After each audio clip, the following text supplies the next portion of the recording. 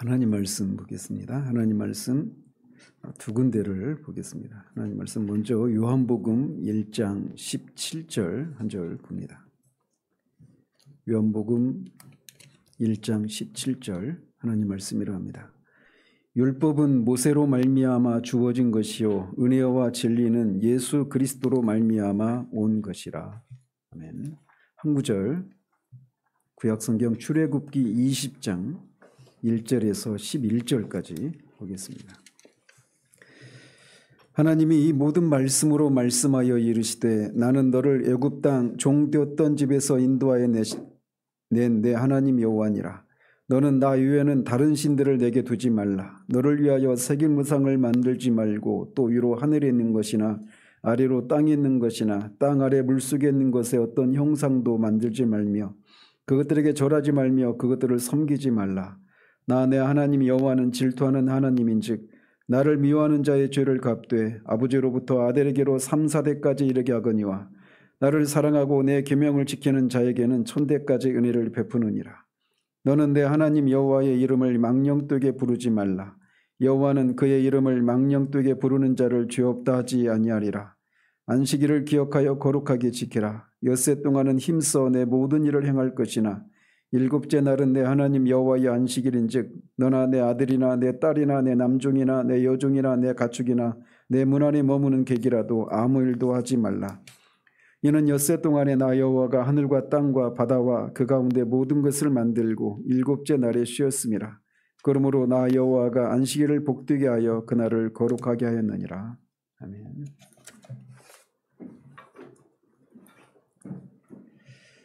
지난주에는 예수 그리스도께서 율법과 우리와의 관계에서 무슨 일을 해주셨는가를 알지 못하면 우리는 생명과 기쁨과 감사와 찬양으로 충만한 삶을 살지 못한다고 말씀을 드렸습니다. 그래서 율법을 통해서 율법의 정죄 아래에 있는 자신의 모습을 보지 못한 사람은 그래서 율법과 은혜와의 관계를 알아야 하는데 먼저는 율법을 통해 율법의 정죄 아래에 있는 자신의 모습을 보지 못한 사람은 자신이 얼마나 큰 은혜를 받았는가를 알지 못하게 된다고 말씀을 드렸어요. 그래서 율법을 무시하거나 폄하해서는 안 되는데 이제 지난주에는 율법을 무시하거나 율법의 은혜를 뒤섞는 이런 잘못들에 대해서 살펴보았습니다. 자, 오늘은 이제 이어서 율법의 역할이 무엇인가에 대해서 살펴보도록 합니다. 하나님의 율법이 무엇인가를 아는 것은 신자된 개개인 한 사람이 무기력한 그런 삶을 뛰어넘는 그런 삶을 살아가는 데 있어서도 중요하고 교회의 삶에 있어서도 매우 중요합니다. 뿐만 아니라 이거는 교회와 관련된 소위 그리스도인들에게만 하나님의 율법을 아는 것이 중요한 것이 아니라 세상을 생각할 때도 이 하나님의 율법을 아는 것은 매우 중요하고 매우 밀접한 문제입니다. 율법을 아는 것은 그저 신학적이고 교리적인 이론적인 그런 문제가 아니고 교회와만 관련되어 있는 것도 아닙니다. 왜 그러는지는 이제 차차 살펴보도록 합니다. 율법을 아는 것은 그리스도인과 비그리스도인을 막론하고 모든 사람의 삶 전체 그리고 이 세상의 삶 전체에 영향을 끼치는 매우 중요한 문제입니다. 어떻게 그런 관계가 이런 말을 할 수 있는지를 이제 율법의 역할이 무엇인가를 살펴보면 이런 말이 그렇구나라고 이렇게 이해가 되게 됩니다. 그래서 율법의 실제 역할이 무엇인지, 율법의 가치가 무엇인가를 우리가 바르게 알아야 합니다. 근데 이제 보면 우리가 로마서 강의하면서도 계속 말씀드렸지만 청교도들의 설교에 한 가지 특징이 있다고 말씀드렸습니다. 왜냐하면 그들에게는 율법의 작용을 통해서 자신이 하나님으로부터 죄 용서를 받아야 되는 사람이라고 하는 것을 깨닫게 하는 일들이 먼저 있다고 하지 않았습니까? 그들에게 그런 다음에 복음을 전하는 이런 것이 있었어요. 그래서 복음 제시 앞에 율법을 앞에 두는 이런 일이 있었단 말이죠. 그래서 실제로 요한복음 1장 17절도 보면 율법은 모세로 말미암아 주어진 것이요 은혜와 진리는 예수 그리스도로 말미암아 온 것이다 이렇게 말을 합니다. 그래서 모세가 앞에 나오고 예수 그리스도가 뒤에 나와요. 자, 그렇다면 하나님은 모세를 통해서 왜 율법을 주셨을까요? 이것에 대한 답을 알려면 오늘 우리가 같이 읽었던 이 출애굽기에 나오는 율법 그리고 특별히 이제 십계명에 이 율법을 주신 목적을 우리가 알 수가 있습니다. 여러분들 아시다시피 십계명은 2개의 돌판에 기록되어 있습니다. 그래서 첫 번째 돌판에는 하나님과 관련된 그런 계명이 4가지 계명이 기록되어 있고 두 번째 돌판에서는 인간 관계의 문제들을 다루고 있습니다. 주님은 이 한 율법사로부터 율법 중에 어느 계명이 큽니까? 라고 한 이런 질문을 받으셨을 때 내 마음을 다하고 목숨을 다하고 뜻을 다하여 주 너의 하나님을 사랑하라 하셨으니 이것이 크고 첫째 되는 계명이요 둘째도 그와 같으니 이웃을 내 자신같이 사랑하라 라고 답을 하셨습니다. 그래서 주님이 이 십계명을 요약하고 계시는데 주님이 이 말씀을 요약하실 때도 첫 번째는 하나님을 우리의 전 존재를 하여 사랑해라 라고 말씀하시고 두 번째는 내 이웃을 내 자신같이 사랑하라 이렇게 말씀하셔서 십계명의 첫 번째 돌판을 먼저 앞에 두시고 또 뒤에 이웃과의 관계 문제들을 뒤에 배치하고 계신 것을 우리가 볼 수 있습니다. 즉 하나님을 사랑하고 그 다음에 이웃을 사랑하라고 답을 하신 거예요. 그런데 바로 이 순서를 아는 것 이것이 매우 중요합니다.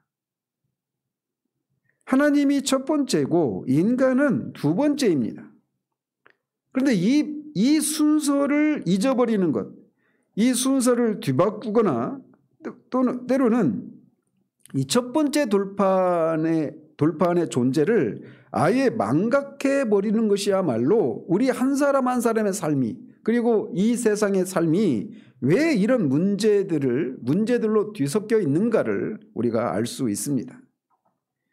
우리가 직면한 개인적인 문제든 가정의 문제든 교회의 문제, 이 사회의 문제든 간에 우리가 직면한 모든 문제거리들은 바로 이 순서를 간과한 데서 비롯된다라고 하는 것을 우리가 기억을 해야 합니다. 우리가 이처럼 하나님으로부터 출발을 해야 되는데 인간관계 속에서 일어나는 이 문제로부터 이 문제에서 우리가 어떻게 해결받을 수 있을까? 이것이 우리들이 온통 그렇게 생각에 돌아가지 않습니까? 어떤 문제가 발생하면 개인적인 문제든 가정 안에서 일어나는 문제든 항상 그 문제를 접근하는 방식은 그냥 사람들 사이에서 일어나는 문제를 우리들이 어떻게 해결할 수 있을까? 이런 것으로부터 모든 사람들이 그렇게 출발한단 말이에요.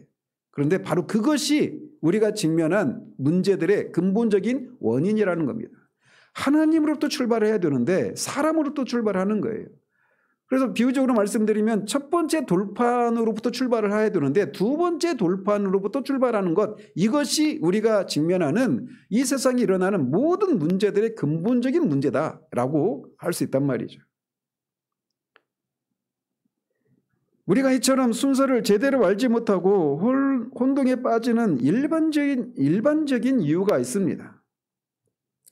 그 중에 하나가 무엇이냐면 현대인의 삶은 너무나 복잡하고 바쁘기 때문에 교리나 신학과 관련된 것들에 신경 쓸 시간이 없다라는 겁니다. 그래서 온통 사람들의 주된 관심은 한번 여러분들도 그렇고 이 시대의 그리스도인이라고 하는 사람들의 관심사를 한번 보십시오. 교회를 찾는 사람들 그리고 교회 밖에 있는 하나님을 알지 못하는 사람들도 마찬가지인데 그들의 주된 관심은 무엇이냐면 내가 직면한 이런저런 문제에 대해서 어떻게 실제적으로 내가 어떤 도움을 받을 수 있을까? 온통 거기에 관심을 두고 있어요. 그래서 그러다 보니까 교회에서 오늘날 교회 안에서 오늘 또 주일에 막 10만 편이 넘는 설교가 우리나라 안에서만 이렇게 전해지고 있을 것인데 그것들의 설교들의 그 경향성들을 한번 보시면 어떻게 하면 이 두 번째 돌판과 관련된 이 문제들을 어떻게 우리가 해결받을 수 있는가? 온통 그런 류의 설교들이 주를 이루고 있습니다. 왜 그러느냐? 회중의 욕구가 그것이기 때문에 그래요. 자신들의 삶에 직접적으로 도움이 되는 실제적인 말을 듣고 싶어 합니다. 저는 이 목회자로서 이런 사람을 만나는 것이 너무나 고통스럽습니다. 온통 우리 시대는 한 주 동안 이렇게 복잡하고 그런 스트레스로 가득한 그런 삶을 살다가 이제 주일에 한 번 와서 예배를 드리고 말씀을 듣는데 뭔가 교리적이고 이런 것들은 그냥 우리가 너무 이미 충분히 복잡한데 머리가 무거운데 지금 다시 교리나 신학적인 이런 문제들을 이런 교리적인 설교는 자신들의 상황이 맞지 않다라고 하는 생각들을 대부분의 사람들이 가지고 있습니다. 그래서 오늘날 회중의 이 가장 첫 번째 드는 요구는 뭐냐면 목사님이 어떻게 하든지 강단에서 한 주 동안 내가 시달려온 이런저런 문제들에 대해서 어떻게 이 문제들에 대한 답을 해결책을 얻을 수 있는지 그 답을 제시해 달라는 것이에요. 직접적인 도움이 될 수 있도록. 그리고 그것을 답을 주되 짧게 아주 쉽게 온통 그런 상태로 있으니까 거의 그런 회중들로 가득 차 있기 때문에 강단에서 거기에 맞춰서 그런 류의 설교들이 유행을 하고 있는 겁니다. 어떻게 하면 사람들과의 관계 속에서 잘 지낼 수 있는지 이런 가르침이 실제적인 가르침이 필요하다라고 생각하고 오늘날 회중들이 대부분 그런 것들을 요구합니다. 오늘날의 회중이 교리와 신학이 아닌 실제적인 도움을 필요로 하고 있는 점에 주목을 해야 합니다. 물론 우리는 인간이기 때문에 이 땅을 살아가면서 여러분이 개인적으로든 여러분의 부부 간에 부모 자식 간에 또는 여러분이 회사에서 생활하면서 여러분이 직장에서 삶을 살아가는 데 있어서 생겨나는 이런저런 문제들에 대한 도움을 필요로 합니다. 그리고 반드시 있어야 합니다. 그게 개인에게도 필요하고 나라에도 도움이 필요하죠. 그런데 우리가 가장 먼저 배워야 될 사실이 있다라면 하나님의 방식으로 도움을 받아야 한다라는 겁니다. 이른바 실제적인 접근법이 가지고 있는 난점은 항상 자기 자신과 다른 사람들로부터 출발한다는 거예요. 하나님으로부터 출발하지 않고. 내가 이런 문제가 있다. 이것이 내가 가지고 있는 어려움이다. 나는 이 문제로부터 이런저런 어떤 해결책을 원한다. 이것을 어떻게 해결할 수 있는지 지도를 받기를 원하고 도움을 받기를 원한다. 이런저런 상처를 내가 갖고 있는데 이런 것들로부터 내가 치유받을 수 있는 길이 무엇인가? 이것이 온통 사람들이 갖고 있는 주된 관심사예요.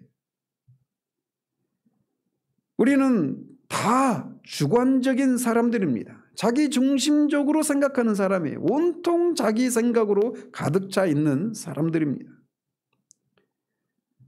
그래서 그런 문제들을 가지고 있을 때 이건 교회 안에 있는 사람들이든 교회 밖에 있는 사람들이 다 공통된 모습인데 어쨌든 그런 문제가 있을 때 우리들은 어떻게 합니까? 그 문제들이 어떻게 시간이 지나면 다 해결되겠거니 하면서 그냥 캐서라세라 하면서 그냥 지내지 않지 않습니까? 어떻게 하든지 그 문제를 해결해 보려고 이렇게 저렇게 아둥바둥 그 노력을 한단 말이죠. 그래서 온갖 방법들을 다 시도해 본 후에야 혹시나 하나님이 이 일에 있어서 도움을 주지 않을까라고 하면서 그제서야 하나님을 찾습니다.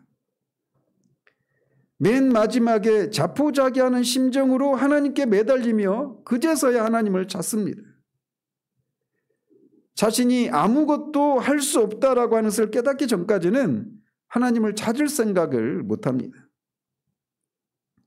이처럼 사람들은 자기 자신과 자기 문제와 자기 어려움을 실컷 생각하고 그것들을 해결해 보려고 하다가 실패한 후에야 마지막에 자포자기하는 심정으로 하나님을 떠올립니다. 근데 일반적으로 사람들 안에서 발견되는 모습 아닙니까? 거듭 말씀드리지만 교회 안에서든 교회 밖에서든 우리가 흔히 발견되는 모습이 바로 이런 순서예요. 이처럼 우리는 절박해져야만 하나님을 찾습니다. 그래서 하나님은 우리가 어떤 문제가 있을 때 첫 번째 피난처가 아니라 맨 마지막에 찾는 피난처가 되고 있는 것이 우리들의 현실이란 말이죠. 순서를 바꾸고 있단 말입니다. 이게 개인 관계에서도 그렇고 국가적인 이런 문제에서도 그렇습니다. 항상 자기 문제와 상황에서 출발해서 자기 방식대로 해결하려고 하다가 그 모든 것들이 실패한 후에야 비로소 하나님을 떠올리고 하나님을 찾습니다. 자, 그런데 이런 접근법의 문제점이 무엇일까요? 뭐가 잘못되어 있을까요? 그리고 결론적으로 말씀드리면 이런 접근법은 실패할 수밖에 없습니다. 자, 이런 접근법은 예를 들면 이런 겁니다. 그러니까 즉, 이 접근법은 첫째 돌판이 아니라 둘째 돌판에서부터 출발하는 것입니다. 내 문제든 내 이웃과의 관계 속에서 발생하는 문제든 이 모든 문제들은 하나님으로부터 출발하지 않고 다 사람으로부터 출발하는 거예요. 이런 접근법은. 그래서 뭐 부모 자식 간에 이런 문제도 마찬가지예요. 저도 지금 막 그 어머님 돌아가시고 나서 이제 아버지가 혼자 계시면서 남은 자식들이 이제 막 이 원래 있었던 문제인데 이 문제가 지금 이제 저희 가족들 안에서 막 불거지고 있는 상황이에요. 이것도 이제 어쨌든 하나님이 어떤 문제를 해결하시기 전에는 반드시 거쳐가는 그런 과정이라고 저는 생각을 합니다. 근데 어쨌든 뭐 저뿐만 아니라 여러분들 마찬가지예요. 어쨌든 여러분의 가정에서 어떤 문제가 생기게 되거나 그럴 때 그 원인을 찾죠. 우리가 이런 어떤 이웃과의 관계 속에서 문제가 있다. 그래서 이 문제를 해결하기 위해서는 서로 간에 서로가 마땅히 행해야 될 것들을 잘 행해야 된다라고 하는 이런 결론에 도달하죠.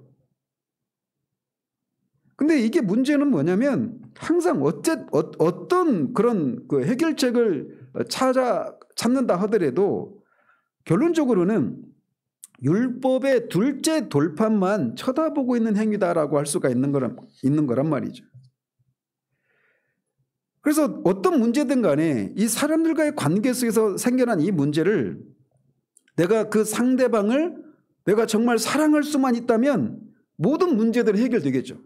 개인 간에 일어나는 문제든 사회 안에서 일어나는 문제든 국가적으로 일어나는 문제든 여당과 야당 사이에서 일어나는 문제 이런 것들도 서로를 인정하고 서로를 사랑하면 문제가 일어나지 않을 거예요.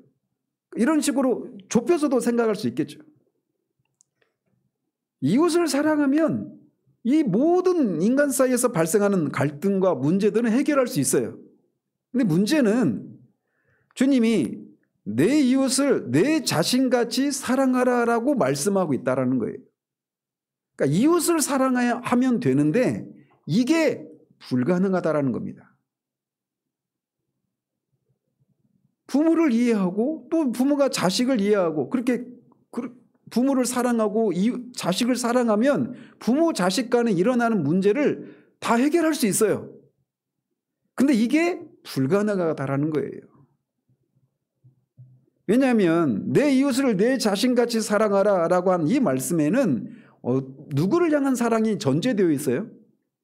내 자신을 사랑하는 것처럼 내 이웃을 사랑하라 이렇게 말하고 있단 말이에요. 그러니까 내 이웃을 사랑하면 모든 문제가 해결되는데 이것이 불가능한 것은 내 자신을 사랑하는 것이 안 돼 있는데 이웃을 사랑하는 것이 가능하지 않다라는 것입니다. 그래서 이게 불가능하다라는 거예요.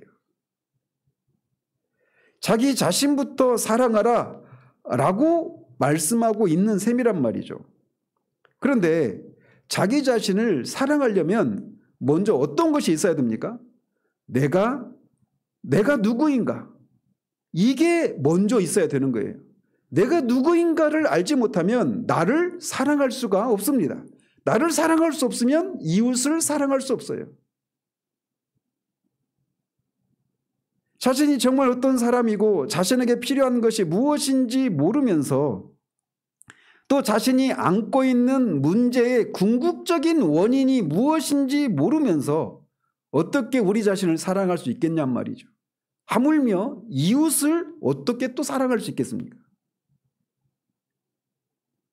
이처럼 둘째 돌판에 기록된 계명으로부터 출발하는 사람은 즉시 난관에 부딪히게 됩니다. 나는 누구인가? 나에 대한 진리는 무엇인가라고 하는 이 질문에 결국 부닥치게 돼요. 그리고 이 질문, 나는 누구인가라고 하는 이 질문에 대한 답은 한 가지뿐입니다. 그리고 그것을 찾을 수 있는 곳도 한 가지뿐입니다. 어디서 찾을 수 있어요? 우리가 하나님 앞에 설 때에야 비로소 그 하나님 앞에 내가 누구인가를 알 수 있는 겁니다. 근데 바로 그 하나님에 대해서 알려주고 있는 것이 있는데 바로 그게 첫 번째 돌판이란 말이에요. 그러니까 두 번째 돌판으로부터 출발하면 결국은 궁극적으로는 실패할 수밖에 없는 거예요. 근데 성경은 주님도 그렇고 첫 번째 돌판으로부터 출발해야 된다고 말하고 있는데 오늘날 개인적이든 세상적으로도 다 두 번째 돌판으로부터 출발하는 것이 문제라는 것입니다. 하나님을 대면하지 않고는 우리가 누구인가를 알 수가 없어요. 따라서 이 세상에서 개인적으로든 뭐 어떤 단체 안에서든 세상적으로든 발생하고 있는 모든 문제의 근본적인 원인은 하나님을 대면하지 않는 것으로부터 출발한다라고 할 수가 있습니다. 우리는 하나님이 아닌 자신에게서부터 출발을 합니다. 자, 이게 왜 어떤 문제가 발생했을 때 그게 궁극적인 해결에 이를 수 없는 원인이냐? 한번 생각해 보십시오. 자신으로부터 출발하면 주된 관심이 무엇일까요? 나한테 이게 이익이 될까? 어떻게 하면 나한테 유익이 될까? 이렇게 출발하는 겁니다. 자기 자신으로부터 출발을 하게 됩니다. 그렇게 되면 어떻게 돼요? 나는 자신에게는 아무 잘못이 없고 항상 남에게만 잘못이 있다고 주장을 합니다. 그러니까 자신이 잘못이 없다고 완전히 뭐 그렇게 인정하진 않아도 내가 잘못이 있긴 하지만 그래도 상대방이 갖고 있는 잘못에 비하면 나는 아주 작다 이렇게 생각하는 거예요. 남편과 아내, 부모와 자녀, 여당과 야당 저마다 다 남 탓을 합니다. 딸아들 간에도 마찬가지죠. 이처럼 사람은 항상 자기 자신을 출발점으로 삼고 있고 이렇게 자신으로부터 출발하면 결국은 어긋난 길로 가게 되어 있습니다. 우리는 우리 자신에 대해서 올바른 판단을 내리지 못합니다. 어떻게든 자신에게 유리하게 자신을 생각하려고 하기 때문에 그래요. 그래서 나는 항상 손해를 보고 상대방이 항상 손해를 끼치는 문제의 원인이다 이렇게 생각하는데 너무나 익숙합니다. 그래서 나에게 나쁜 것들은 아주 과소평가하고 상대방은 아주 과대평가합니다. 이처럼 자신에게서부터 출발하는 것은 이기심과 자기중심성 그리고 자기 정당화의 문을 열어놓는 것입니다. 시기와 질투, 증오와 악의, 원한과 전쟁이라고 하는 이 문을 열어놓는 것이나 다름이 없습니다. 야고보 사도는 너희 중에 싸움이 어디로 나며 다툼이 어디로 나느냐라고 물은 다음에 너희 지체 중에서 싸우는 정욕으로부터 나는 것이 아니냐라고 답을 합니다. 세상은 항상 첫째 계명이 아닌 둘째 이 돌판에 기록된 계명으로부터 출발하기 때문에 이 진리를 깨닫지를 못합니다. 우리의 핵심 문제는 자신에 대한 진리를 모르는 데 있습니다.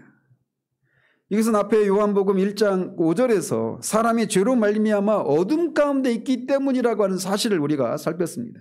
우리의 지성도 우리의 감정도 우리의 의지도 죄로 인해서 모두 어그러지고 어두워져 있기 때문에 이렇게 우리 자신의 이 문제를 보지 못하는 거예요. 궁극적인 문제를 말이죠. 그래서 있는 그대로 분명하게 생각하지 못하고 다 왜곡된 시각으로 모든 것들을 바라봅니다. 아무리 뛰어난 지성을 가진 사람이라 하더라도 그들은 이성의 지배를 받기보다는 야고보 사도가 말하고 있는 것처럼 사람 속에 있는 어떤 정욕과 욕망과 충동의 지배를 받고 있습니다. 우리의 이성보다도 더 근본적이고 강력한 것이 우리의 마음에 자리하고 있는데 그게 바로 충동과 정욕과 욕심이라고 하는 것들이에요. 그리고 이것은 배우지 못한 사람들만 그런 것이 아니라 모든 사람이 그렇습니다. 저도 마찬가지고요. 사람이 그렇습니다. 사람이. 그렇기 때문에 이 문제를 보지 못하는 한 우리는 실패하고 있고 또 실패할 수밖에 없는 겁니다. 우리가 직면한 이런저런 사람들 사이에서 발생하고 있는 문제를 근본적인 해결을 보지 못하는 겁니다. 이것을 알려주는 일이 우리 그리스도인들의 의무이기도 한 거예요. 왜 그렇게 되었는지. 근데 한번 보십시오. 여러분이 이런 어떤 문제가 발생했을 때 이거를 하나님의 관점으로 보기 시작하면서 그런 것들을 얘기하려고 하면 들으려고 합니까? 지금 내가 처하고 있는 이 문제가 여기에 무슨 하나님이 들어와. 이런 식의 반응을 보이죠. 하나님이 바라보는 시각으로 그 문제를 볼 수가 없어요. 그래서 근본적인 해결이 안 되는 겁니다.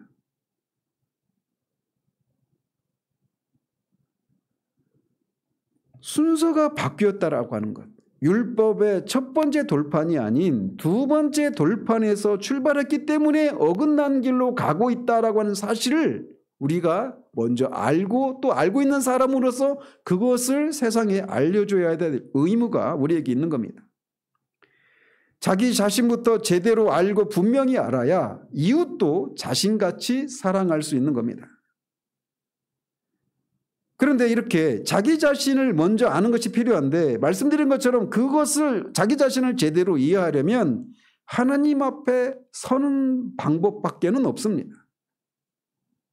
바로 율법이 개입하는 시점이 바로 여기에요. 하나님이 율법을 주신 목적이 바로 여기에 있는 겁니다. 즉 하나님은 율법을 통해서 하나님을 계시하심으로써 그 계시의 빛에 비추어서 하나님의 시각으로 하나님의 눈으로 우리 자신을 보게 하기 위해서 율법을 주셨다라고 말씀하고 있는 겁니다. 율법을 통해 계시된 하나님의 시각으로 하나님 앞에 우리가 서야 비로소 우리 자신이 누구인가를 알 수가 있는 거예요. 따라서 십계명을 첫 번째 돌판을 먼저 소개하는 것이야말로 지금 우리가 개인적으로든 이 세상에서 일어나는 이 모든 문제에 대한 가장 필요한 일이다라고 말할 수가 있는 겁니다. 하나님이 제시하신 순서를 따라야 합니다. 다시 말해 우리에게 가장 먼저 필요한 일은 하나님에 대한 진리를 아는 것입니다. 그리고 이것을 알려주도록 알리시기 위해서 우리에게 율법을 주셨어요. 자, 그렇다면 이 첫 번째 돌판을 통해서 하나님이 어떤 분이신가를 알려주시고 그 하나님 앞에 우리가 누군가를 알도록 하기 위해서 율법을 주셨는데 그 첫 번째 돌판에서는 하나님이 어떤 분이라고 우리에게 알려주고 있는가라는 겁니다. 하나님이 알려주시는 첫 번째 사실은 오직 하나님만이 유일하신 참 하나님이시다. 참 신이시다라고 하는 것을 우리에게 알려주고 있습니다. 너는 나 외에는 다른 신들을 내게 두지 말라라고 말씀하십니다. 왜요? 다른 신들은 없으니까. 오직 하나님만 참 신이시니까. 우리 하나님 여호와는 오직 유일한 여호와이시니라고 이스라엘 백성들에게 하나님이 신명기에서 말씀하십니다. 따라서 하나님은 다른 신을 인정하시지 않습니다. 그러나 이스라엘 역사, 이 하나님의 율법을 받은 이스라엘의 이 하나님의 백성인 이스라엘의 역사를 보십시오. 하나님 이외에는 다른 신이 없는데 이스라엘의 역사는 끊임없이 하나님 이외에 다른 신들을 그들에게 두는 역사였죠. 끊임없이 다른 신들을 만들고 우상을 만들어서 그것을 신으로 섬겼습니다. 뿐만 아니라 열방도 마찬가지죠. 이스라엘 역사는 끊임없이 그런 우상숭배의 죄를 범함으로 하나님의 경고와 심판을 받고 다시 돌이키고 회개하고 다시 또 하나님을 섬기다가 또다시 그 우상에게 돌아가는 이런 역사의 반복이었습니다. 그러나 첫 번째 돌판이 우리에게 말해주고 있는 것은 참되고 살아계신 하나님은 오직 한 분이시다. 하나님만 참된 하나님이시다. 유일하신 신이시다라고 우리에게 말해주고 있어요. 그러니까 그 하나님 앞에 서야 우리가 누구인가를 알 수 있단 말이죠. 또 이 첫 번째 돌파는 하나님이 전능하신 분이라고 하는 것을 우리에게 알려줍니다. 네 번째 계명에 보면 안식일을 거룩히 지키라고 말씀하시죠. 그러면서 그 이유를 하나님이 엿새 동안에 이 천지 만물을 창조하시고 일곱째 날에 내가 복을 거룩하게 하시고 복을 주셔서 그날에 쉬었기 때문에 너희들도 안식일을 거룩하게 지키라 이렇게 말씀하십니다. 그래서 그것을 통해서 하나님이 말씀하시고 있는 건 뭐냐면 하나님이 이 천지 만물을 창조하신 창조주다라고 하는 것을 말해주고 있는 겁니다. 즉 천지를 창조하실 정도로 하나님은 전능하신 분이시다라고 하는 것을 말해주고 있는 거예요. 따라서 세상은 하나님의 것입니다. 우리의 것이 아니에요. 세상은 우연히 진화론자들이 말하는 것처럼 우연히 생겨난 것이 아닙니다. 유신 진화론자들이 말하는 것처럼 하나님이 천지를 창조하시되 진화의 방식으로 창조하신 것도 아닙니다. 말씀 그대로 6일 동안에 천지를 창조하셨어요.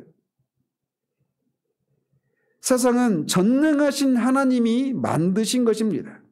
하나님 자신을 위해서 이 세상을 만드신 거예요. 오늘날 우리 개인이 또 이 세상이 직면하고 있는 문제는 바로 이것을 잊고 있는 것에서 나오는 것이다라고 하는 것을 말해주고 있는 겁니다. 뿐만 아니라 이 출애굽기 20장 2절에 보면 나는 너를 애굽 땅 종되었던 집에서 인도하여 낸 내 하나님 여호와니라 라고 말씀하십니다. 당시 이스라엘은 바로의 노예 생활을 하고 있었던 사람들입니다. 그들은 아무런 힘도 없었고 그럼에도 불구하고 하나님이 하나님의 크신 능력으로 그들을 그 노예 상태에서 그들을 해방시키는 일을 하셨어요. 천지를 창조하시는 것을 통해서도 하나님이 전능하신 하나님이라고 하는 것을 계시해 주셨을 뿐만 아니라 이스라엘 백성을 구원해 내시는 것을 통해서도 하나님이 전능하신 하나님이라고 하는 것을 드러내셨던 겁니다. 세상은 이런 하나님의 전능하심을 기억할 필요가 있습니다.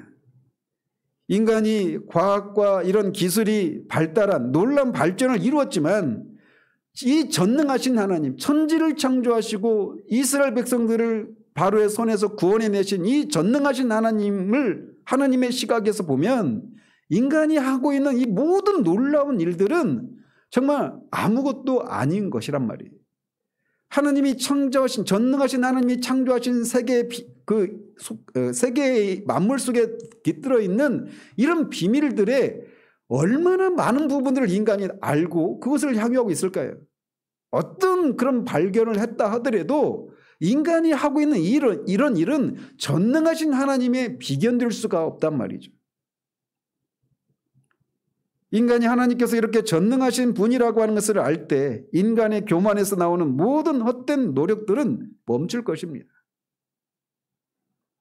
시편 99편 1절에 여호와께서 다스리시니 만민이 떨 것이요 라고 말씀하십니다. 하나님은 이 세상을 창조하셨을 뿐만 아니라 이 창조의 자연 법칙에 따라 그냥 자연적으로 돌아가도록 내버려 두신 것이 아니라 하나님은 이 모든 만물을 붙잡고 계시고 섭리하고 계시는 하나님이십니다. 시편 104편에 하나님이 잠시라도 그 동물들의 짐승들에게 그 영을 붙잡아 주시지 않으면 하나님이 하나님만 생각하시고 영혼을 거두시면 짐승들은 바로 죽을 수밖에 없고 모든 만물도 그렇게 일체 망할 뿐입니다. 욥기에서 나오는 것처럼 하나님이 하나님만 생각하시고 우리 영혼을 거두시면 모든 만물이 일시에 멈추고 맙니다. 이 세상이 이렇게 존재하고 수 있는 거, 여러분이 지금 호흡하고 여기 앉아서 예배 드리고 있는 이런 것도 하나님이 지금 여러분의 생명을 주장하시고 붙들고 계시니까 그렇지, 이거를 하나님이 하나님만 생각하시고 여러분의 호흡을, 여러분의 영혼을 거두시면 일제로 그냥 그 순간 망하고 말 뿐입니다. 어마어마한 포항제철에 그런 어마어마한 그런 용광로나 이런 것들이 돌아가도 그게 에너지원을 끊으면 그냥 일시에 그냥 멈춰버리는 것처럼 우리 영혼도 그렇습니다. 우리의 삶도 그래요.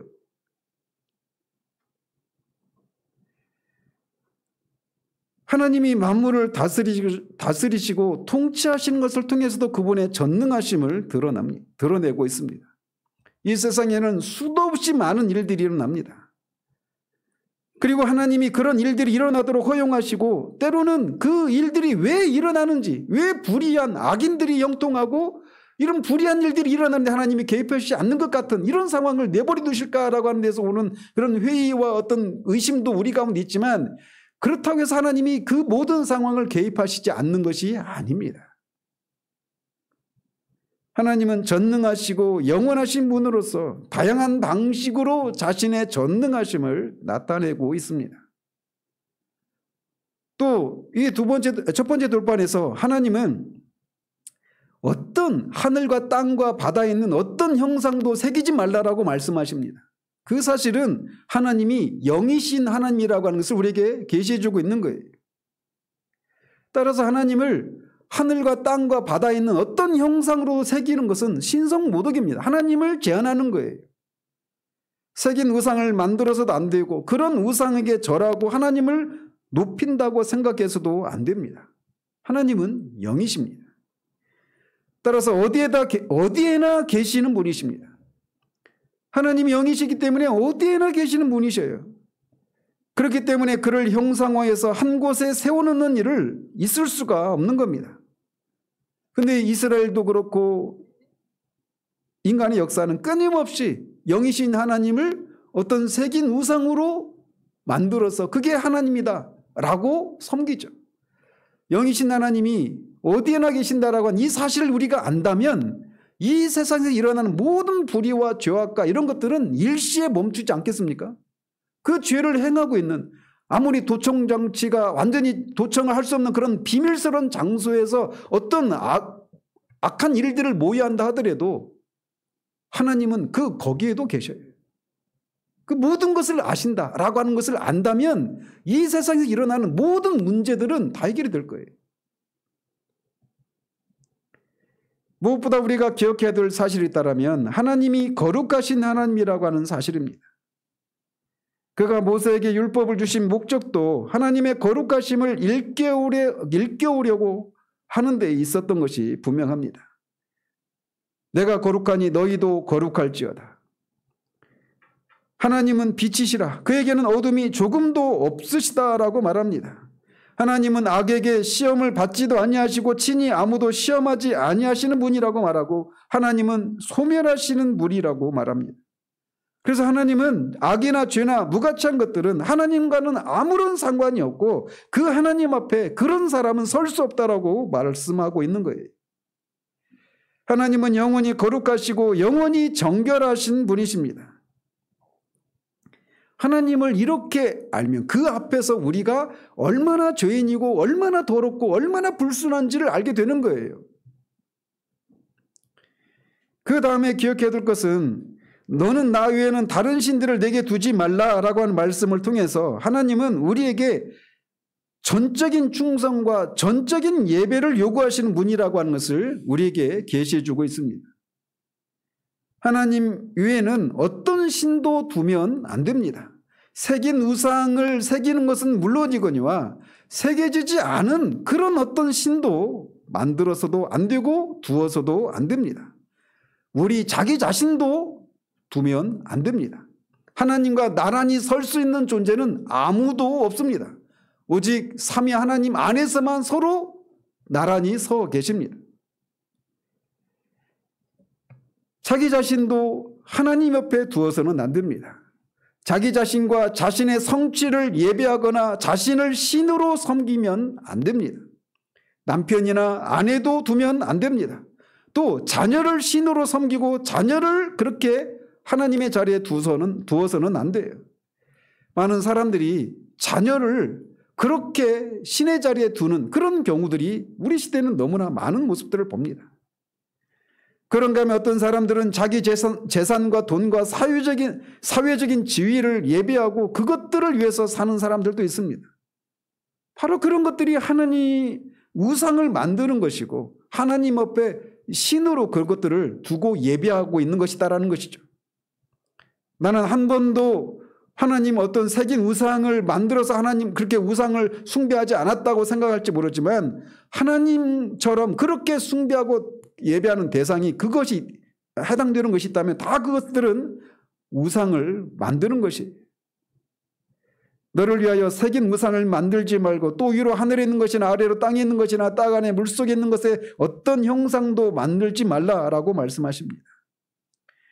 또 7절에 너는 내 하나님 여호와의 이름을 망령되게 부르지 말라. 여호와는 그의 이름을 망령되게 부르는 자를 죄없다 하지 아니하리라 라고 말씀하십니다. 거듭 말씀드리지만 하나님은 우리에게 전적인 충성을 요구하십니다. 출애굽기 20장 5절에 나 내 하나님은 질투하는 하나님인즉이라고 말씀하십니다. 하나님은 다른 신을 용납하시지 않으십니다. 왜냐하면 다른 신은 없기 때문에 그렇습니다. 신이라 불리는 존재들이 많이 있지만 다른 신들은 전부 가짜입니다. 살아계신 하나님, 참 하나님은 오직 한 분밖에 없습니다. 이 우상에게는 능력도 없고 생명도 없습니다. 눈이 있어도 보지 못하고 손이 있어도 만지지 못하고 오늘날 사람들이 예배하는 우상들은 아무 도움도 주지 못합니다. 우상에게는 능력도 없고 생명도 없고 모두 가짜입니다. 우리를 붙잡아 줄 힘이 없습니다. 그리고 하나님은 그런 신을 용납하시지 않으십니다. 왜냐? 오직 하나님만 참된 하나님이시기 때문에 하나님 이외에 다른 존재를 향해서 그렇게 물질과 마음과 이런 것들을 통해서 그런 존재를 섬기는 것에 대해서 하나님은 질투하시는 하나님이십니다. 우리나라가 완전히 무당 공화국이 되어버린 것처럼 우리 시대에 정말 너무나도 많은 이런 무속과 관련된 것들이 막 일어나고 있는 이런 시대인데 하나님이 이 나라를 또 그런 것들을 용납하고 있는 그런 것들을 문제 삼지 않고 있는 기독교인들을 향해서 하나님이 얼마나 그 마음에 분노하고 계실까요? 주님이 아까 앞에서도 말씀드린 것처럼 그 계명 중에 어느 계명이 가장 큽니까라고 한 이 율법사의 질문에 대해서 주님이 답하시기를 내 마음을 다하고 목숨을 다하고 뜻을 다하고 힘을 다하여 주 너의 하나님을 사랑하라 라고 말씀하십니다. 우리의 존재 일부가 아니라 우리의 존재 전부를 다해서 하나님을 사랑하라고 말씀하고 있는 겁니다. 중요한 것은 율법의 구체적인 어떤 항목 하나하나가 아니라 하나님과 우리와의 관계라고 말을 하는 겁니다. 동성애 반대해야죠. 죄악이니까. 공산주의 반대해야죠. 공산주의와 기독교는 같이 설 수 없으니까. 그러나 그 하나하나가 중요한 것이 아니라 하나님과 우리와의 관계가 더 중요하다라고 말하고 있는 거예요. 하나님과 우리와의 관계 여기에 집중하고 이것을 생각하면 그런 것들은 부수적으로 너무나 자연스럽게 따라 나오는 거예요.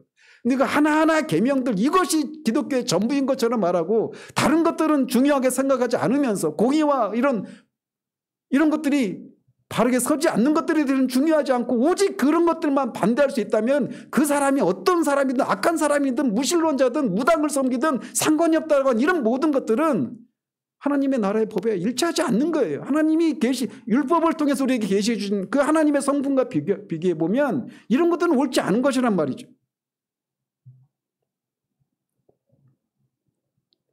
하나님은 질투하시는 하나님이십니다. 따라서 우리 자신을 첫 자리에 두지 말아야 합니다. 우리가 이런저런 어려움에 빠지고 나서야 비로소 하나님께 달려가서 겨우 우리 존재의 그 어떤 그 찌끄러기 같은 이런 것들을 하나님께 드리는 것, 이것을 하나님이 기뻐하시지 않아요. 공경에 빠진 많은 사람들이 하나님께 달려가서 미친 듯이 막 매달리고 기도하지만 도움을 얻지 못하는 이유가 바로 여기에 있습니다.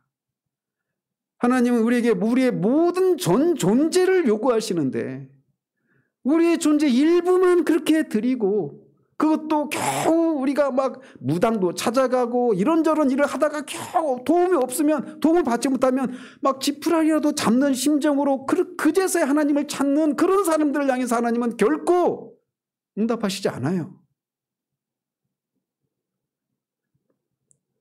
그리고는 그렇게 도움을 구했는데 얻지 못하면 하나님 없네 라고 돌아섭니다.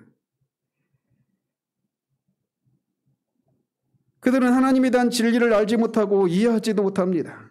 따라서 그런 사람들은 십계명을 다시 읽어볼 필요가 있어요. 하나님으로부터 출발을 해야 됩니다. 그뿐 아니라 첫 번째 돌파를 통해서 하나님은 공평하시고 의로우신 재판장이라고 하는 것을 우리에게 계시해 주고 있습니다. 그것들에게 절하지 말며 그것들을 섬기지 말라. 나 내 하나님 여호와는 질투하는 하나님인즉 나를 미워하는 자의 죄를 갚되 아버지로부터 아들에게로 3세대까지 이르게 하거니와 이에 비해 나를 사랑하고 내 계명을 지키는 자에게는 천대까지 은혜를 베푸느니라 라고 말씀하고 있습니다. 오늘날 이 현대인들은 이 계명을 좋아하지도 않고 묻지도 않습니다. 왜냐? 하나님은 공의의 하나님이시고 심판하시는 하나님, 이런 하나님의 개념을 오늘날 현대인들은 받지 않아요. 왜? 하나님은 사랑이시니까. 우리가 믿는 하나님은 신약의 하나님, 예수 그리스도의 하나님이지 신의 산에 그 무서운 심판의 하나님이 아니다라고 말합니다. 그러나 그들이 알아야 될 것은 그들이 믿는 신약의 하나님 예수 그리스도는 바로 신의 산의 하나님을 믿으셨다라는 것입니다. 우리 주님은 율법을 바꾸러 온 것이 아니라고 말씀하셨어요. 율법의 1.1획도 결코 없어지지 아니하고 다 이루어질 것이라고 말씀하셨습니다. 율법과 선지자를 폐하러 온 것이 아니라 다 이루기 위해서 오셨다라고 말씀하십니다. 그래서 주님은 하나님이 공평하시고 의로우시고 거룩하신 심판하시는 하나님이라고 가르치셨던 겁니다. 하나님은 죄악과 허물을 반드시 벌하시는 공의로운 재판장이시고 심판주이십니다. 그런 하나님이 지금 보십시오. 우리 시대, 우리나라도 마찬가지고 저는 오늘날 한국교회 모습을 보면서도 그런 숨이 막힐 것 같아요. 이렇게 막 탐욕과 정욕 이것이 막 난무하고 그것들이 어떤 그런 제어 장치도 없이 그냥 다 고삐 풀린 것처럼 도무지 우리가 상상할 수 없는 일들을 막 하지 않습니까? 근데 그런 것들을 하나님이 내버려 두시는 것, 그것을 통해서도 하나님은 일종의 심판을 행하시고 계신 거예요. 그들의 악에 대해서. 그것에 대해서 징계를 내리시지 않으시는 것이 심판의 행위일 수 있단 말이죠. 그들의 죄악에 대해서 하나님이 반드시 물으실 것이기 때문에 그래요. 교회가 이렇게 세속화되고 배교의 길을 걸어가고 있는 것에 대해서 하나님이 개입하시지 않는 것 같은 이것도 교회를 향한 심판이다라고 할 수가 있는 거예요. 저는 지난 코로나 때 한국교회가 입은 타격이 정말 심대하고 아직 회복이 안 됐거든요. 좌파 대통령이 교회를 핍박했다 이렇게만 볼 수 없는 것이 있지 않을까 저는 무섭지만 그런 생각을 해봅니다. 이스라엘 백성들이 바벨론에 의해서 바벨론이 심판의 도구로 쓰임받아서 이스라엘의 그 패역한 이스라엘을 심판하시지 않았습니까? 어쩌면 그런 일을 우리가 겪고 있는지도 몰라요. 그런데 그 이스라엘이 그런 심판을 당할 때 하나님이 우리의 죄악을 인해서 우리를 이방인의 손을 통해서 심판하셨구나. 물론 그것을 통해서 그것 넘어 하나님은 그렇게 하박국을 통해서 말씀하신 것처럼 그 심판 이후에 결국은 그들을 다시 회복시키시고 하나님의 영광을 드러내시고 하나님 나라를 부흥케 하시는 일을 하실 것이지만 그게 심판의 도구로 우리를 심판하셨고 그것은 우리의 죄악 때문이다라고 하는 것을 바르게 깨닫고 그런 소망을 나중에 품지 않습니까? 그런데 이들이 자신들의 죄악은 생각하지 않고 그 이방인이 우리를 핍박하고 우리를 성전을 회파하게 했다 이렇게만 본다라면 하나님의 손길을, 하나님의 뜻을 그들이 제대로 파악하고 있지 않는 것이 아니지 않습니까? 그런 것처럼 한국교회도 이런 현실이 된 것이, 우리들이 정말 교회가 정말 교회답지 못하고 말씀을, 제대로 된 말씀을 전하지 않고 교회가 정말 너무나도 세속화되고 배교의 길을 걷고 있는 이런 것에 대해서 그렇게 외부인의 손길을 통해서 하나님이 심판을 내리시다라고 하는 이런 생각을 저는 떨칠 수가 없어요. 하나님은 의로운 재판장이십니다. 베드로가 말하는 것처럼 심판은 교회 안에서부터 시작됩니다. 우리가 더 알아야 될 사실은 하나님은 최후의 심판과 형벌을 하시는 분이라는 것입니다. 하나님은 세상을 만드셨고 세상을 움직이고 계시고 세상을 끝내실 것입니다. 하나님의 아들이 다시 이 땅에 오시면 그렇게 최종적으로 이 세상을 심판하실 분이십니다. 심판하시게 됩니다. 그리고 그 심판의 근거는 무엇일까요? 그것은 하나입니다. 하나님과 어떤 관계를 맺고 있느냐, 이것이 심판의 유일한 근거예요.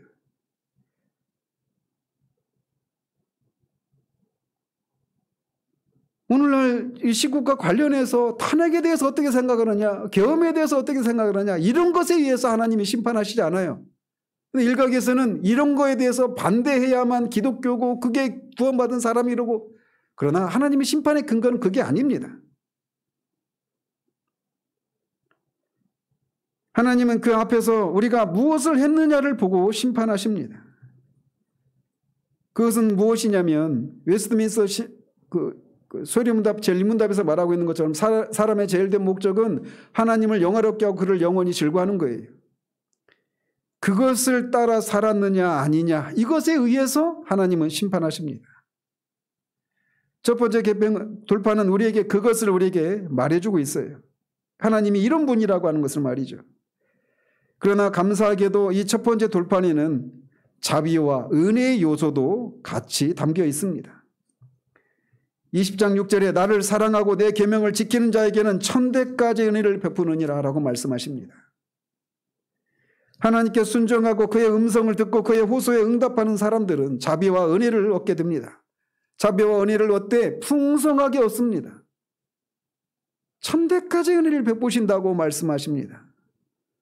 이런 율법을 주신 하나님이 은혜와 진리가 충만한 아들을 이 땅에 보내주셨습니다.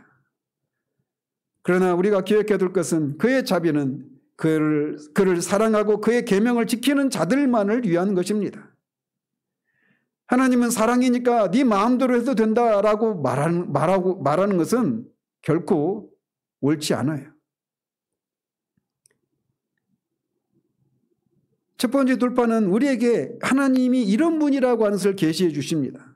마지막으로 이 첫 번째 돌판이 우리에게 말해주고 있는 것은 하나님이 이 세상에 대해서 계획을, 목적을 가지고 계시다는 사실입니다. 20장 2절에 나는 너를 애굽 땅 종 되었던 집에서 인도하여 낸 내 하나님 여호와니라 라고 말씀하십니다. 이렇게 이스라엘을 구원하신 하나님, 근데 이 세상은 어떤 상태였습니까? 이스라엘뿐만 아니라 이 세상이, 하나님이 이 세상을 창조하셨지만 인간이 타락하고 하나님을 반역하지 않았습니까? 이 반역한 세상을 향해서 하나님이 그 중에 일부인 이스라엘을 구원해 내시는 이 사건을 통해서 비록 세상이 하나님을 배신하고 반역하는 이런 폐악을 행하고 죄를 범했지만 하나님이 이 세상을 그냥 내버려 두지 않으시고 이 세상을 향한 하나님의 어떤 계획을, 목적을 반드시 실현하실 것이라고 하는 것을 이들의 구원 사건을 통해서 우리에게 보여주고 있다는 거예요. 여기에 우리의 소망과 위로가 있는 겁니다. 아브라함이라고 하는 사람을 갈대아 우르에서 이끌어내서 한 나라를 조성하시고 그를 모든 사람들, 믿는 사람들의 조상으로 삼으시겠다라고 하는 이런 계획을 가지시고 이 아브라함의 후손들을 하나님이 애굽에서 건져내십니다. 그리고 이 나라에서 세상의 구주가 될 하나님의 아들이 태어나게 하기로 작정하셨어요. 하나님은 그런 계획과 목적을 이루기 위해서 애굽에서 종살이를 하면서 아무런 소망이 없이 완전히 망하게 된 이스라엘 백성을 이끌어내시고 그들의 원수를 물리치시고 그들을 구원해 내십니다. 바로의 군대와 병거들을 홍해에 수장시키시고 그들을 가나안 땅으로 인도해 들이셨습니다. 하나님이 그런 하나님이십니다. 이 하나님의 백성인 이스라엘 향해서 애굽이 얼마나 그들을 놓아주지 않으려고 하고 또 그들이 약속의 땅 가나안 땅으로 들어가는 데 있어서 순탄하게 들어가지 않지 않았습니까? 그러나 하나님이 그 모든 원수들을 다 물리치시고 그들을 마침내 약속의 땅으로 들여 보내셨어요. 이것이 오늘날 세상에 주시는 하나님의 메시지입니다. 우리도 마찬가지예요. 우리는 정말 2025년을 앞두고 있지만 어떤 사람들은 25년이 굉장히 인류 역사에 아주 분기점이 되는 매우 혼란스러운 그런 시기가 될 것이라고 하는 얘기를 합니다.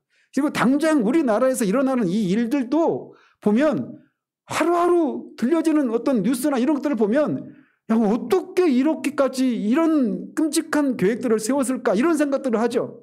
그리고 그런 앞에서 우리가 너무나 무기력하고 정말 두려움도 밀려올 수도 있습니다. 그러나 하나님은 이 첫 번째 돌판을 통해서 하나님이 하나님의 백성들을 거스르는 그들을 향한 하나님의 계획과 목적을 그 모든 원수들을 물리치시고 마침내 하나님이 약속하신 것을 이루시는 것을 보게 돼요. 그들을 통해서 하나님의 아들이 이 땅에 오시지 않았습니까? 말씀이 육신이 되어서 우리 가운데 장막을 치시고 거하셨고 그를 믿는 자마다 하나님의 자녀가 되는 권세를 주시겠다고 약속하셨는데 그것이 실제적으로 이루어지지 않았습니까? 그런 것처럼 세상은 끊임없이 무슨 어떤 음모론이라고 치부되는 그런 사람들이 주장하는 것처럼 이 세상에 막 경제와 정치와 이런 모든 것들을 움직이는 아주 그 소수의 엘리트들이 있고 그들이 마치 그들의 계획에 따라 세상이 막 그렇게 움직여 갈 것처럼 생각하고 우리나라 좁혀서도 마찬가지고 힘을 가진 자들이 자신들의 계획에 의해서 이 세상이 이 나라가 그렇게 통치되고 갈 것 같지만 하나님이 이 세상을 하나님이 계획과 목적을 따라 통치하고 계시다라고 하는 것을 이 돌판을 통해서 우리에게 보여주고 계시단 말이에요. 예배 전에 우리는 비행기가 떨어지고 많은 사람이 죽었다는 뉴스를 듣고 막 혼란스럽게 이 상황과 맞물려서 생각하지 않을 수가 없으니까 이런 일이. 그런데 하나님이 통치하십니다. 그리고 하나님이 이 모든 것들을 하나님이 세우신 계획과 목적을 따라 이 일들을 진행해 가십니다. 하나님은 장차 임할 영광을 위해서 자기 백성을 준비시키고 계십니다. 그리고 모든 그리스도인은 바로 이 하나님 나라의 시민이자 백성입니다. 하나님은 그들에 대해서 결코 흔들리지 않는 계획과 목적을 세워 놓으셨고 이 계획과 목적을 방해하는 그 어떤 것도 하나님은 반드시 물리치시고 당신의 백성들을 향한 계획을 이루어내고 마십니다. 공산주의든 동성애주의자든 어떤 사람이라 하더라도 말이죠. 바로와 그 군대를 홍해에서 멸하셨듯이 모두 멸하시고 마침내 그의 나라가 온 세상을 차지하게 하실 것입니다. 물이 바다를 덮음같이 여호와의 영광을 인정하는 것이 세상에 가득해질 날이 옵니다. 그것을 위해서 하나님은 이 세상의 일들을 통치하고 지금도 주관하고 계십니다. 전능하신 하나님은 모든 원수와 모든 원수들의 반발에도 불구하고 자기의 백성을 목적지까지 안전하게 데려가시는 하나님이십니다. 여러분은 이 하나님을 알고 계십니까? 율법을 통해서 하나님이 이런 분이라고 하는 것을 우리가 계시해 주셨고 그 하나님 앞에 우리가 누군가를 알게 될 때 비로소 우리는 우리 자신을 사랑할 수 있게 되는 거예요. 그리고 나서 우리는 이웃을 사랑할 수 있게 되고 그럼으로 인해서 이웃과의 관계 속에서 발생하는 문제들은 답을 얻을 수가 있는 겁니다. 그러나 중요한 것은 하나님으로부터 출발하는 것입니다. 이 첫 번째 돌판에서 계시해 주신 것처럼 이 하나님을 여러분은 알고 계십니까? 이 하나님을 여러분은 예수 그리스도로 말미암아 그분이 여러분의 아버지심을 알고 계십니까? 천지를 창조하신 전능하신 하나님, 이 우주 만물을 통치하고 다스리시는 하나님, 아무런 소망이 없는 이스라엘 백성들을 하나님의 약속을 따라서 그들을 구원해내신 하나님, 그들을 끊임없이 진멸하고 소멸하고 하는 그들 안에 있는 죄와 밖에 있는 원수들에도 불구하고 하나님이 끝내 그들을 약속의 땅으로 인도하시고 마침내 그들을 통해서 아들을 이 세상의 구원자를 보내시겠다고 하시는 이 약속을 성취하신 하나님, 그 하나님이 우리의 하나님이십니다. 그 하나님이 우리의 아버지십니다. 그 하나님 때문에 우리가 이 땅을 살 수 있는 거예요. 우리를 둘러싸는 이 수많은 우리 안에 있는 죄와 우리 밖에 있는 마귀와 세상의 이 모든 악한 것들, 교회를 잔멸하려고 하는 이런 모든 악한 세력들의 이 바로에도 불구하고 하나님이 이 모든 것들을 물리치십니다. 첫 번째 돌판이 우리에게 그것을 말해줘요. 그 앞에 설 때 우리는 비로소 이 폭풍과 같은 이 거친 세상 속에서도 태풍의 눈에서 누리는 그 평안함을 누릴 수 있는 겁니다. 이것을 율법을 통해서 하나님이 이것을 계시해 주셨어요. 그리고 그 율법을 통해 하나님 앞에 우리가 누구인가를 알 때 우리는 비로소 우리 자신을 사랑할 수 있게 되고 우리에게 주어진 삶을 겨우겨우 견디며 사는 것이 아니라 우리도 상상할 수 없었던 그런 삶을 능히 살아낼 수 있습니다.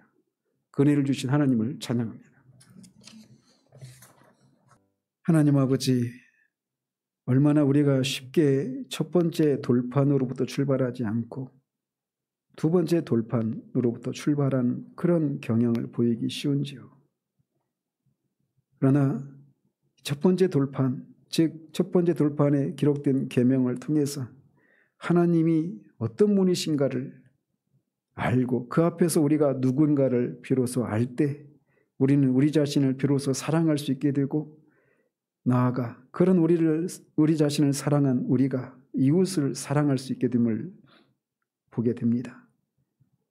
그 첫 번째 돌판에 기록된 계명을 통해서 하나님이 전능하시고 영이시고 거룩하시고 공의로 심판하시는 의로운 재판장이시며 반드시 죄에 대해서 심판을 내리시는 하나님이시고 이 세상을 창조하셨을 뿐만 아니라 섭리하시고 구원해 내시는 전능하신 하나님이셔서 당신의 백성들을 향한 하나님의 영원하신 계획과 목적을 가지시고 그것을 따라 이 모든 것들을 통치하시고 하나님의 백성들을 거스르는 하나님의 계획과 목적을 거스르는 그 모든 원수들을 능히 물리치시고 마침내 하나님의 그 영원하신 목적에 그 목적지에 당신의 백성들을 안전하게 데려가실 수 있는 그런 분이시라고 하는 것을 우리가 이 돌판에 기록된 말씀을 통해 하나님 이 아침에 살폈습니다. 하나님 우리의 시선을 그렇게 그저 사람들 속에서 일어나고 있는 이 문제에만 우리의 시선을 고정하다가 거기에서 길을 잃어버리고 염려와 근심과 두려움에 사로잡혔던 우리를 다시금 첫 번째 돌판으로 즉 첫 번째 돌판에 기록된 하나님께로 우리의 시선을 고정하게 하신 것을 인하여 감사를 드립니다.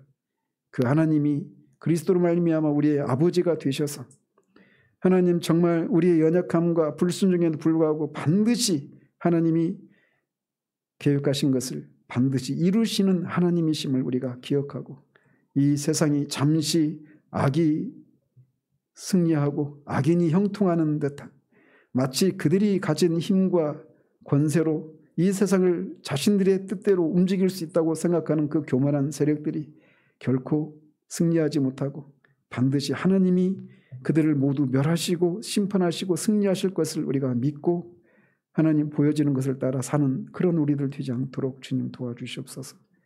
24년이 정말 이 마지막이 너무나도 혼란스러운 가운데 하나님 우리가 마무리하고 있지만 이것 역시 하나님의 통치 아래서 이루어지는 것임을 보고 하나님의 뜻이 반드시 이루어질 것임을 보고 믿고 그 안에서 평안을 누리고 또 그것을 알지 못하기에 늘 두 번째 돌판에만 시선을 두고 있는 사람들로 하여금 그 순서를 바꾸라고 말할 수 있는 그런 우리들 될 수 있도록 도와주시기를 원합니다. 예수 그리스도 이름으로 기도합니다. 아멘.